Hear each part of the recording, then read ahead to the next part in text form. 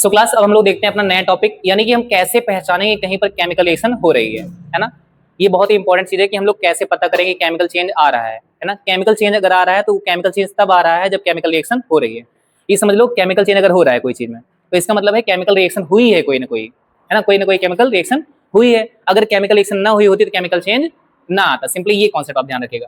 अब देखिए, chemical change अगर आ रहा है, केमिकल रिएक्शन यानी कि हो रही है, तो केमिकल रिएक्शन हो रही है तो कैसे कैसे पता चल सकता है कि केमिकल रिएक्शन हो रही है। कौन कौन सा तरीका है जिससे हम पहचान जाए कि केमिकल रिएक्शन हुई है या हो रही है। ठीक है, तो इसमें आप सबसे पहला पॉइंट ऐसे 5 पॉइंट्स है इसमें, FECTS, है ना।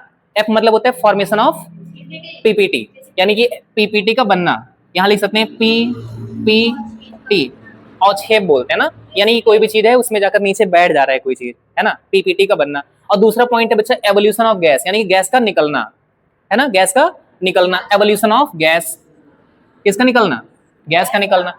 कलर का चेंज होना यहाँ पे, है ना, ये सी का मतलब क्या था? कलर, कलर का चेंज आना। कोई भी कलर चेंज हो जाए, अगर मतलब कलर चेंज हो रहा है तो हम कह सकते हैं कि शायद रिएक्शन कोई ना कोई हो रही हो, है ना। उसके साथ में सर टेम्परेचर, अगर कोई टेम्परेचर चेंज हो रहा है, यानी कोई चीज ठंडी थी पहले, है ना, कोई चीज पहले ठंडी थी बाद में गर्म हो गई तो शायद रिएक्शन हुई हो, ठीक है ना। उसके बाद सर स्टेट का चेंज हो जाए, अगर स्टेट चेंज हो जाए आपकी, यानी कि पहले आपका लिक्विड रहे या फिर गैस था, गैस से कुछ बन गया, लिक्विड आ गया, तो वो स्टेट चेंज हो रही है। यानी इतनी सारी चीजें अगर आप चेंज देख रहे हो तो समझो सिंपल सी बात है, वो केमिकल रिएक्शन कुछ ना कुछ हो रही है सर। चलो सबका एक एक एग्जांपल हम साथ साथ देख लेते हैं। जैसे हमारे पास सबसे पहले है लेड नाइट्रेट। क्या है ये? Lead nitrate. लेड नाइट्रेट की बात अगर थोड़ा डिटेल देखें तो लेड नाइट्रेट कलरलेस होता है। कैसा होता है? कलरलेस होता है। बहुत अच्छी बात है। ये है आपका पोटेशियम आयोडाइड।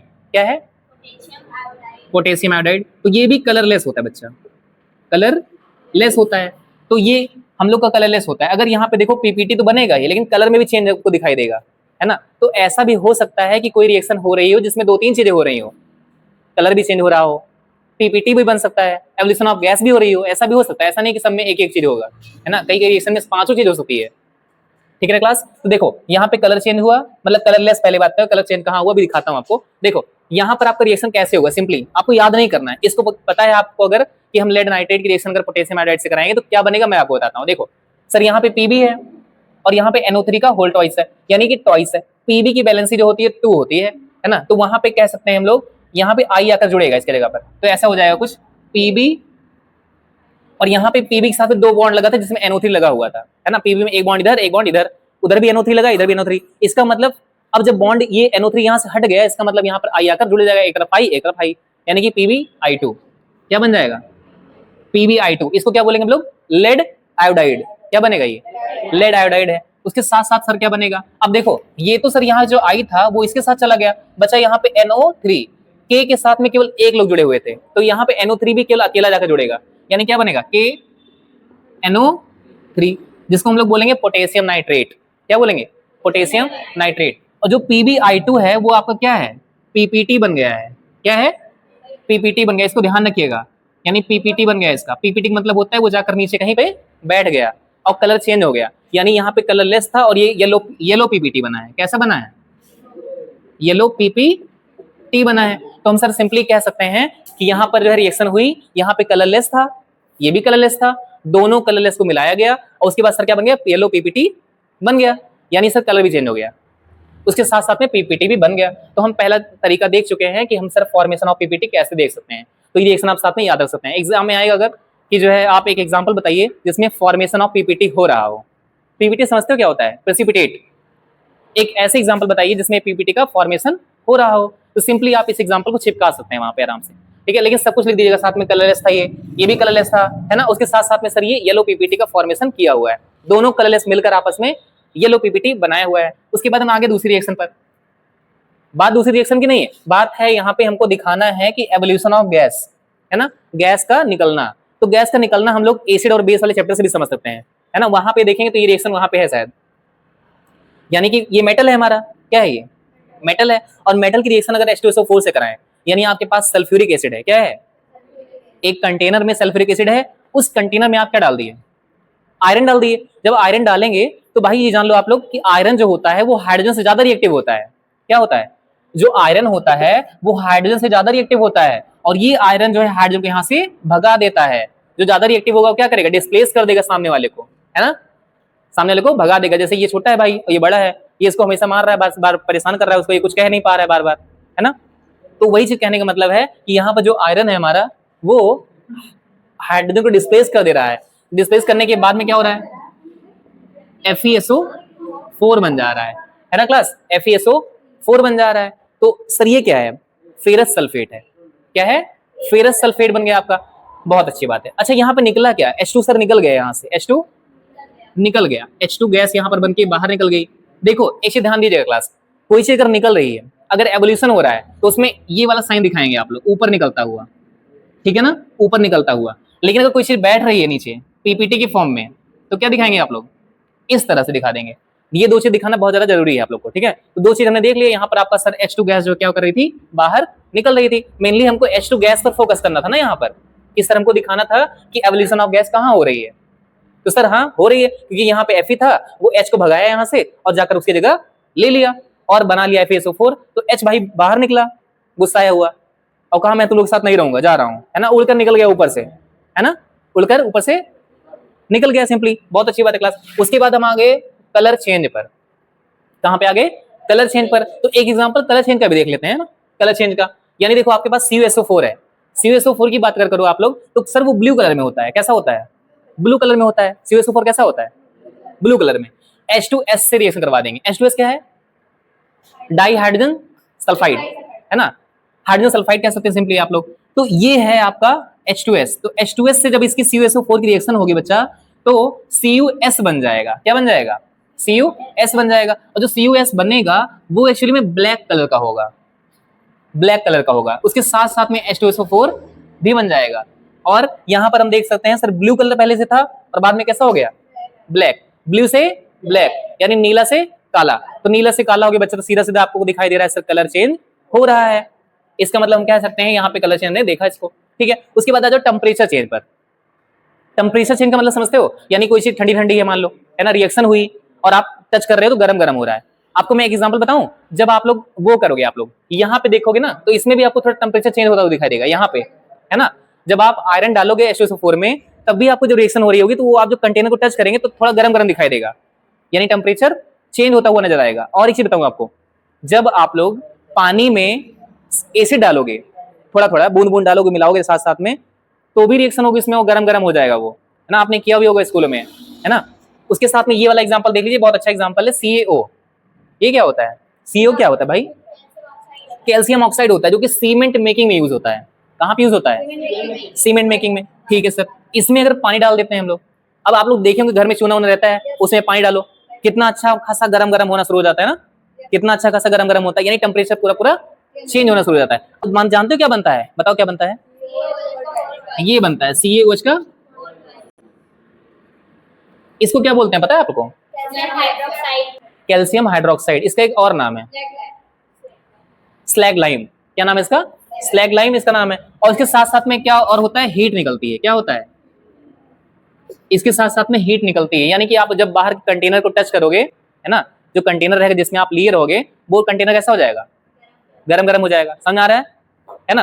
तो यहाँ पे आपने देखा कि ये जो है CaOH का होल ट्वाइस बन गया, इसको बोलते हैं स्लैग लाइम, ये ClACKED, स्लैग लाइम। अच्छा एक चीज मैं आपको बता दूं, थोड़ा इंटरेस्टिंग फैक्ट, जो स्लैग लाइम होता है उसी से हम लोग व्हाइट वाशिंग करते हैं घरों में, है ना। घर को अगर चमकाना है, आप लोग को चमकाना है ना आप लोग को, लेकिन आप लोग कहाँ चमका हो पाओगे, कहाँ पैसा है, पापा चमकाएंगे, है ना, पापा नहीं चमकाएंगे, आप लोग चमकाएंगे, लेकिन अभी नहीं, बाद में, है ना। तो अगर चमकाना है घर को सिंपली, तो कैल्शियम हाइड्रोक्साइड का यूज करेंगे। उसको दीवार पे क्या कर देंगे, ऐसे ऐसे पूरा पोत देंगे दीवार पे, है ना। दीवार पे पोतने के बाद क्या होगा, बहुत गंदा गंदा हो जाएगा, है ना, गंदा गंदा पूरा घर गंदा कर देंगे। पापा गुस्सा रहेंगे, कहेंगे पूरा घर घर गंदा कर दिया, इससे अच्छा पहले ही था, है ना, इससे अच्छा पहले ही था। लेकिन 2-3 दिन बाद क्या होगा, एकदम चमकने लगेगा, पापा एकदम खुश, है ना, एकदम चमक जाएगा, ठीक है ना।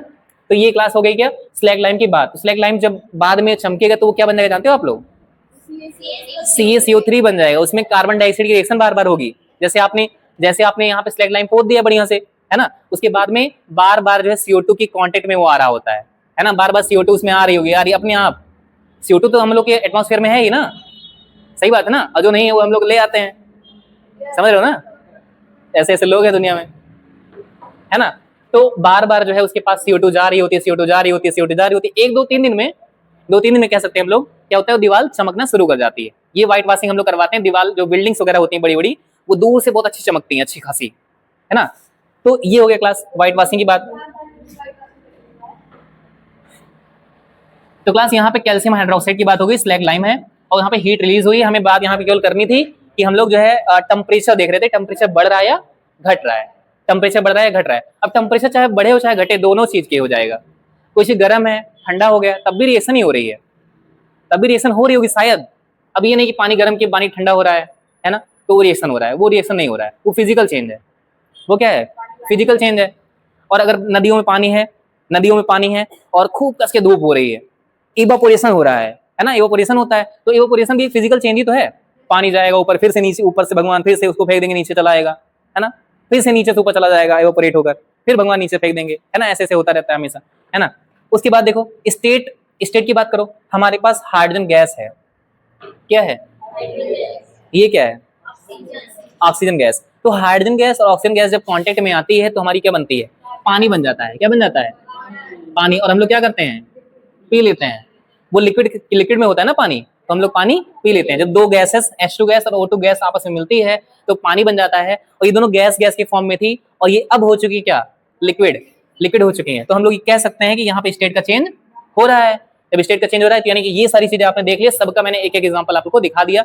इस सब में जो है यानी कि रिएक्शन होने की वजह यही सब है। अगर रिएक्शन हो रही है, हम जान रहे हैं कि रिएक्शन हो रही है, तो ये सब हम लोग के ट्रिक्स समझ सकते हैं कि F हो रहा हो या E हो रहा हो या C हो रहा है या T हो रहा है या S हो रहा है, यानी कि फैक्ट्स, है ना।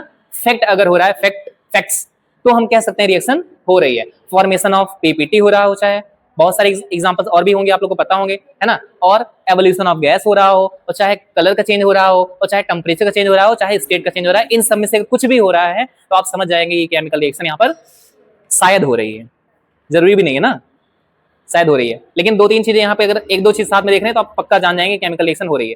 केमिकल रिएक्शन सबसे अच्छा तरीका ये है कि वो सर फॉर्मूला चेंज कर डालेगा अपना। पहले उसका फॉर्मूला कुछ और रहेगा, बाद में फॉर्मूला कुछ और हो जाएगा। देखो फॉर्मूला हर बार चेंज हो रहा है, यहाँ पे दोनों फॉर्मूला कुछ और था। और सुनिए, केमिकल रिएक्शन इज नथिंग, बस खाली रीअरेंजमेंट ऑफ एटम और मॉलिक्यूल। केमिकल रिएक्शन कुछ नहीं होती, उसमें सब कुछ वही रहेगा। जैसे पीबी यहाँ पर है, पीबी यहाँ पर भी है सर NO3 यहाँ पर, NO3 इधर भी है कहीं, है ना, के है सर यहाँ पर है, के उधर भी कहीं ना कहीं है सर, आई है उधर भी आई है तो सब कुछ, सब कुछ है। बस हुआ क्या है जानते हो, केवल बॉन्डिंग हुई है एक दूसरे से, यहाँ बॉन्डिंग चेंज हुई है, रीअरेंजमेंट हुआ है। यहाँ पर क्या हुआ है, वो लोग बाद में रीअरेंज हो गए हैं, है ना। जैसे आज आप लोग ऐसे बैठे हो, दूसरे दिन आए आप लोग, है ना, एक लोग उधर जाकर बैठ गए, एक लोग उधर जाकर बैठ गए, दोस्ती चेंज कर लिए। आज हम आपके दोस्त हैं, कल उनके होंगे, परसों उनके, और कल वो हमारे दोस्त थे, आज किसी और के हैं, परसों किसी और के होंगे, है ना। तो इस तरह से वो रीअरेंजमेंट होता जा रहा है ना। वो कल हमारी थी, आज किसी और की है, परसों किसी और की होगी, और मैं किसी और का, है ना। तो ये सब क्या हो रहा है, रीअरेंजमेंट हो रहा है, ये सब रिएक्शंस का रीअरेंजमेंट हो रहा है सिंपली, है ना। हम यहाँ पर हैं, हम भी, और वो भी यहाँ पे है ना, मतलब दुनिया में वो भी है, हम भी है, बस सारी रीअरेंजमेंट होता जा रहा है ना। सिंपल सी बात है, सिंपल सा फंडा है। ये सारी रिएक्शंस यहाँ पे हो रही है बच्चा, देखो ध्यान से। सारी रिएक्शंस में आप देखोगे कि जो हमारे लेफ्ट हैंड साइड में है सर, वो भी राइट हैंड साइड में है, बस वो किसी और के साथ है ना। तो हम कह सकते हैं केमिकल रिएक्शन वही होती है जिसमें जो है पहले रिएक्टेंट जो है किसी और साथ दोस्ती किया रहता है, बाद में जाकर किसी और के साथ दोस्ती कर लेता है, तो सिंपली वो रिएक्शन हो जाती है, ठीक है ना। तो आई होप आपको केमिकल रिएक्शन की पहचान हो गई होगी कि केमिकल रिएक्शन कैसे कैसे होगी, कैसे पता चलेगा केमिकल रिएक्शन हो रही है या नहीं हो रही है क्लास, ठीक है ना।